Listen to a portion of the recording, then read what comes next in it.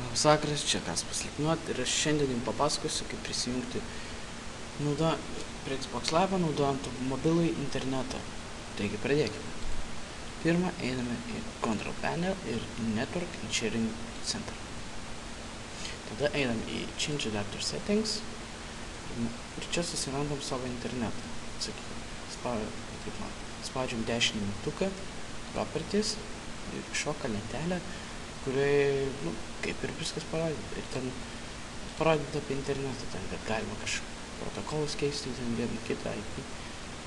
Ir einam į sharing. Ir čia turėtų būti toks, kaip čia pasakius, kad leidimas, kad leisti kitiem kompiuteriam,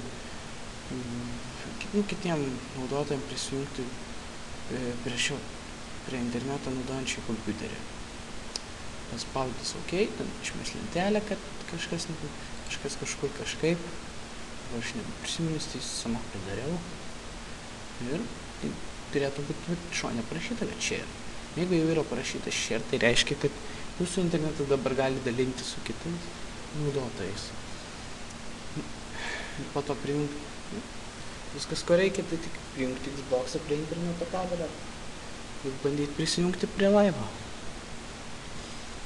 Tikiuosi, kam padėjau. Jeigu taip, tai negailėkit reputacijos taškų. Ačiū už dėmesį.